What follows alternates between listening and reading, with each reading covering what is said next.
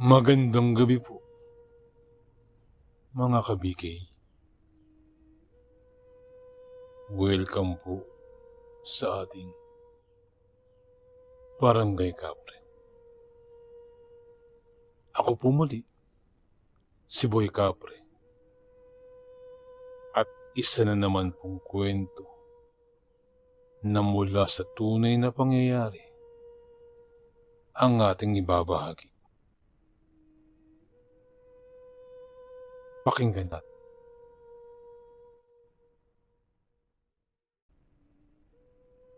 Hila-hila ni Ken ang maleta habang naglalakad sa hallway ng isang lumang boarding house. Kasabay niya ang matandang babae na matagal nang namamahala rito. Kahit tahimik, may mga rumerenta naman sa ibang kwarto rito. Subalit, hindi rin may kakaila ang kakaibang aura na bumabalot sa lugar.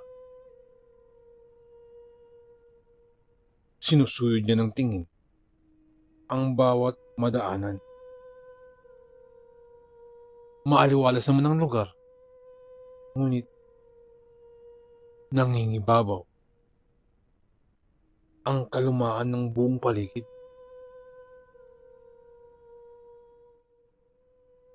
Ang mga kupas na kulay ng pader ang nagsasabi na kung ilang taon na ang lugar na yun. Manang, bakit po ang tahimik naman dito? Lumabas na rin mula sa bibig ni Ken ang kanyang katanungan na kanina pa nakasiksik sa kanyang isipan.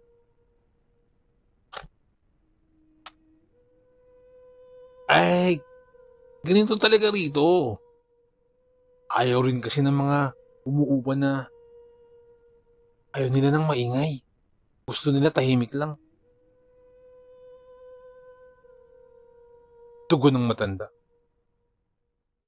Napatango na lamang si Ken.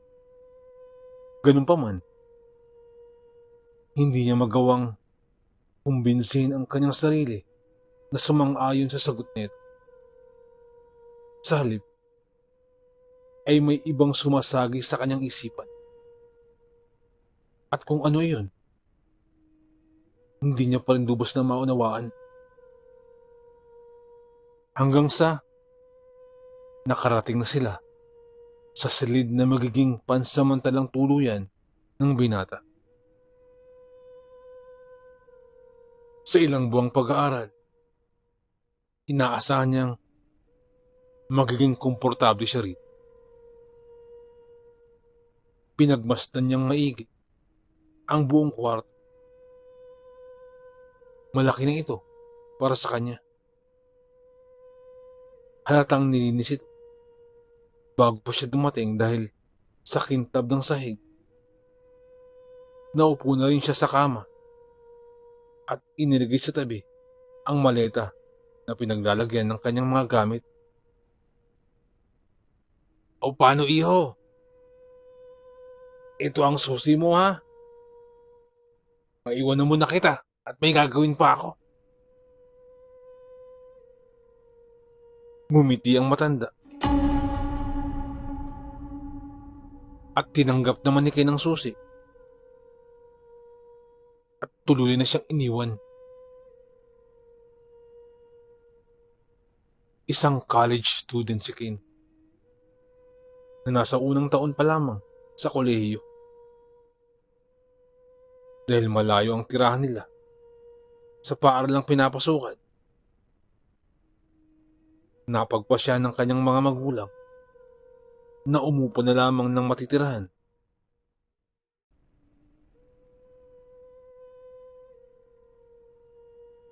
Upang mas malapit sa kanyang papasukang eskwelahan. Inayos na ni Ken ang mga dapat ayusin. at nailagay na rin sa maliit na kabinet ang kanyang mga damit. Nagpunta siya sa palikuran para siguraduhin malinis ang silid. Maging ang tubig sa loob ng drum ay hindi niya pinalagpas. Sinuri niya lahat. Matapos iyon, ay muli siyang bumalik sa kama. Ibinagsak niya ang kanyang katawan habang dinadama ang ginawa.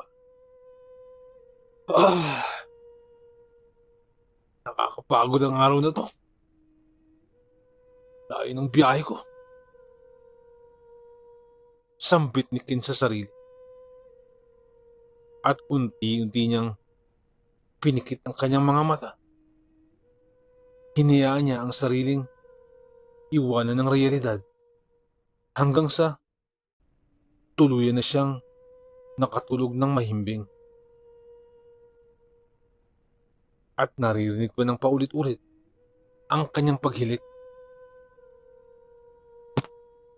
Walang kamalay-malay ang binata sa pagkagat ng dilim. Yakap niya ang malambot na unan habang nakabaluktot. Damang-dama ang lamig ng hangin na dumadampi sa kanyang balat.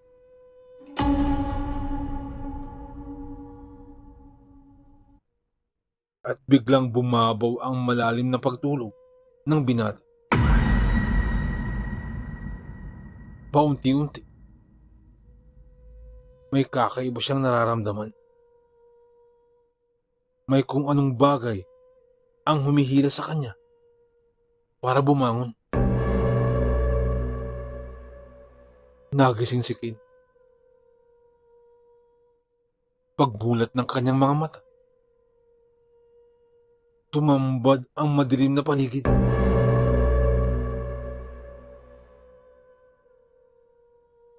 Madilim ang kabuuan ng silid. Tanging liwanag lang ang nagmumula sa nakabukas na bintana. Iyon lamang ang makikita. Tumayo si Ken. Pupungas-pungas. Naglakad siya patungo sa pindutan ng ilaw.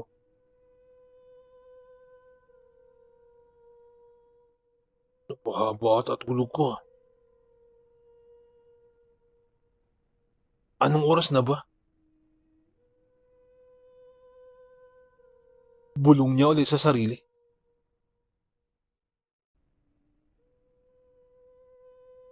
Tumingin si Ken sa kanyang kaliwang kamay na kung saan nakalagay ang kanyang relo. Bastos na pala.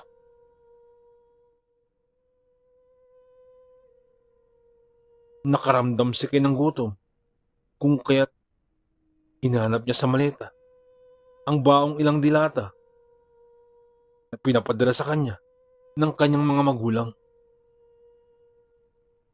Habang abala sa pagpili ng kakainin, nakarinig si Ken ng sunod-sunod na galabog.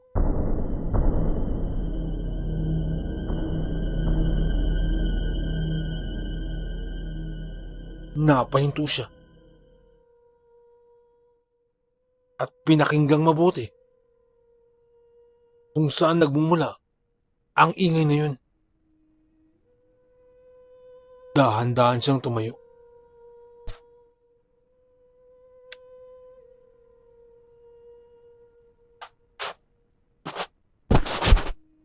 Nag-aalinlangan si Ken.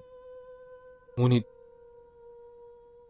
yung pagnanasa niyang malaman kung ano ang galabog na yun.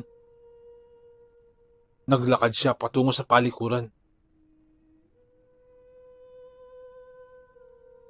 Bawat hakbang niya ay may kaakibat na kaba.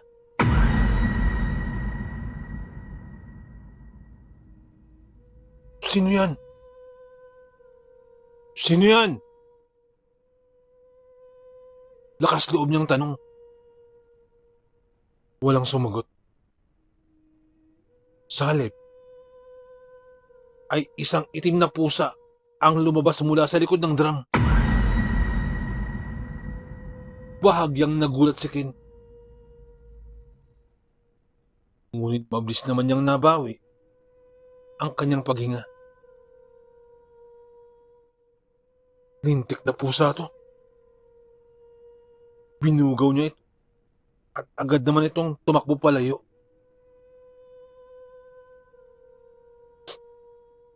Hindi na niya dapat pagtutunan ng pansin ang bagay na yun. At nasa aktong maglalakad na si Ken pabalik sa kama. Nang muli niyang marinig ang paggalabog.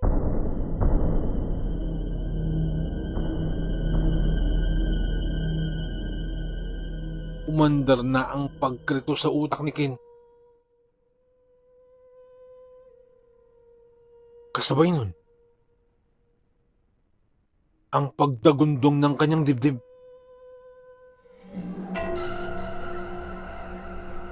Nagsimula na ring tumagaktak ang malalamig na pawis sa iba't ibang bahagi ng kanyang katawan. Dahan-dahan, lumingon si Ken. At sa pagkakataong yun, hindi na isang pusa ang kanyang nakita. Isang lalaki na nakatayo sa gilid ng drum ang nasa harap niya ngayon. Nakasuot ito ng itim na barong. Duguan ang muka.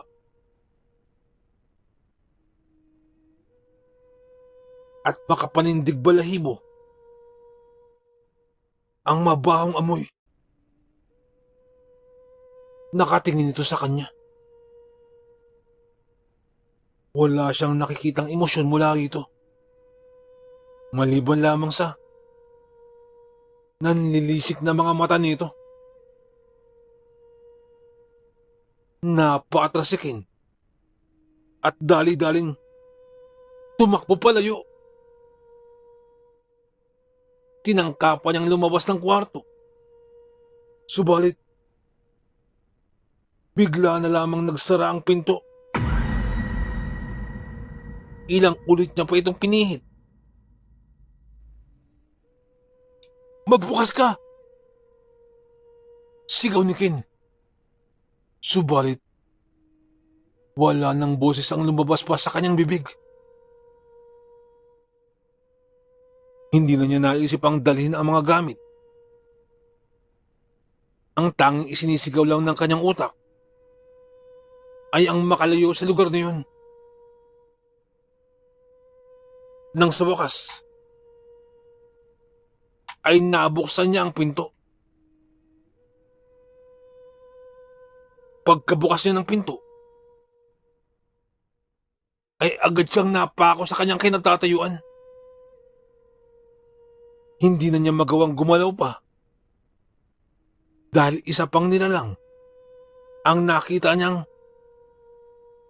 nakatayo sa tapat ng pinto.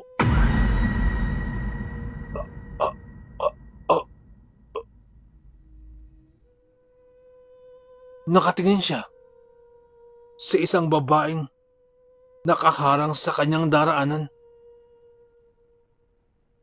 Nakasuot ito ng puting damit at palda. Mahaba ang buhok nito na tumatakip sa kanyang muka.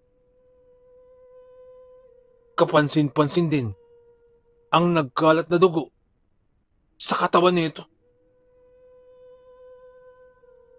Halos mabaliw si Ken sa kanyang nasasaksihan. Ano bang meron sa kwartong ito? Bakit puno ng kababalaghan?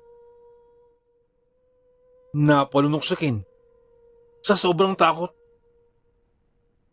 Hindi niya maunawaan ang mga nangyayari.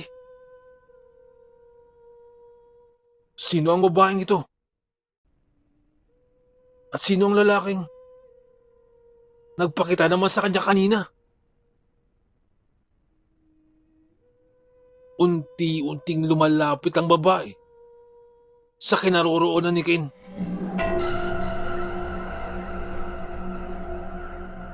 Pabilis naman ang pabilis ang pagtibok ng kanyang puso. Huwag! Huwag! Huwag ka nilapit! Naibulalas ni Ken. Humakbang siya patras. Ngunit napabalikwas siya nang mapagtantong may tao sa kanyang likuran. Hinarap niya ito at tumambad ang lalaking duguan. Hindi na niya malaman pa ang gagawin. At wala na siyang ibang maisip pa. Hanggang sa mapadako ang kanyang tingin sa bintana. Mabilis iyong tinakbo ni Ken patungo ron. Batid niyang delikado ang kanyang gagawin. Subalit, ito na lamang ang tanging daan.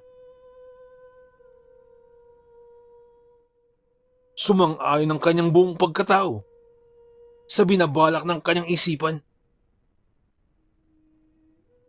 Tumalon si Ken sa bintana. Hindi naman kataasan ang lugar na yun dahil nasa ikalawang palapag pa lamang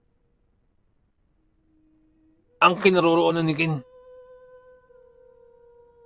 Subalit, hindi naging maayos ang paglagpak niya. Unang tumama ang likod ng binata sa sahig. At dala na rin ng labis na kaba. At dala na rin ng labis na kirot. Na mula sa paglagapak ay nawalan ng malay si Ken.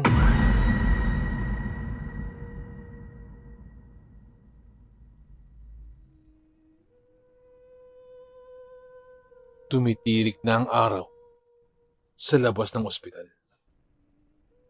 Nang magising si Ken dahil sa sakit ng kanyang likuran. Sa kanyang pagdilat, isang hindi pamilyar na mukha ng lalaki ang nahagip ng kanyang paningin. Nakaupo ito sa gilid niya.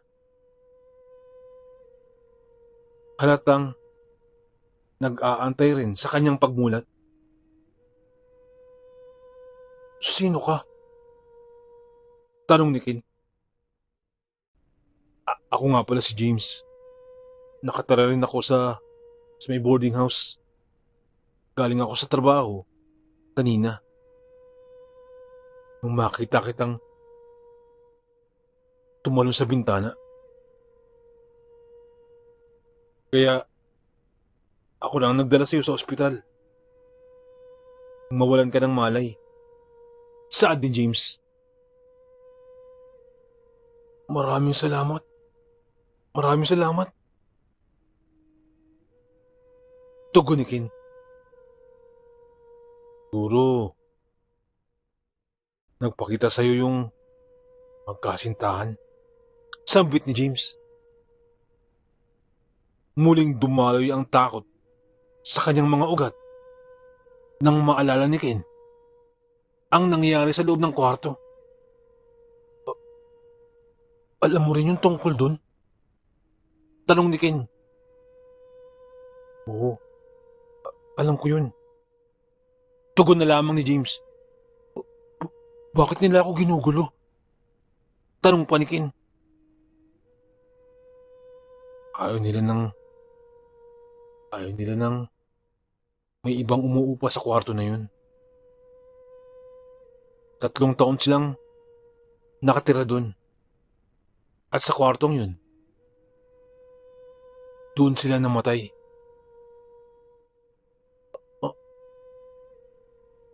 Tingin ko, ayaw nila nang may umuupa sa kwartong yun. Kwento ni James. Ano? Ano? Bakit sila namatay? Gulat na tanong ni Ken. Hindi kasi tama ang relasyon nila. May totoong asawa, yung babae. Kung kaya't nung nalaman ng totoong asawa na may ibang lalaki siya, palihim silang sinugod nito. Isang madaling araw. At pinagbabaril sila habang natutulog. Base yan sa mga nakalap na mga pulis. Salaysay pa ni James. Napailing na lamang si Kid sa narinig. Grabe naman.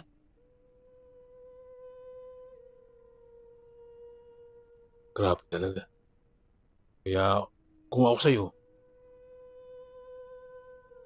umalis ka na doon sa kwartong yun. Payo pa ni James. Napatango na lamang si Ken. Tama si James. Wala na siyang dahilan para manatili sa lugar na yun. Nang biglang may tanong na pumailan lang. Sandali lang ha. Sasagutin ko lang. Sambit ni James. Nagmadali pa itong dukutin ang kanyang cellphone na tumutunog at saka lumabas ng silid.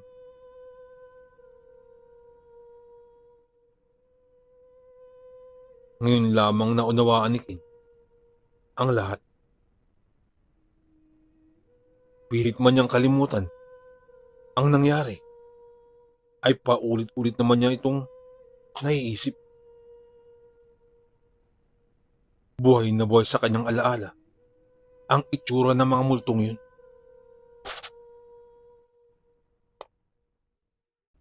Dahil sa kanyang mga naranasan, sa unang araw pa lamang ng pagtira dun, mukhang mapipilitan siyang humanap ng ibang malilipatan. Napabuntong hininga na lamang si Ken dahil sa kanyang mga nalaman. Matapos ang pangyayaring yun, minabuti na lamang niyang ipagdasal ang mga kaluluwa ng kanyang mga nakita. Hindi na siya nagkaroon pa ng lakas ng loob na bumalik pa sa bahay na yun. Mas pipilian niyang magbayad na lamang ng malaki sa panibagong uupahan kaysa naman gabi-gabi siyang mabalik mula sa pagpaparamdam ng magkasintahan.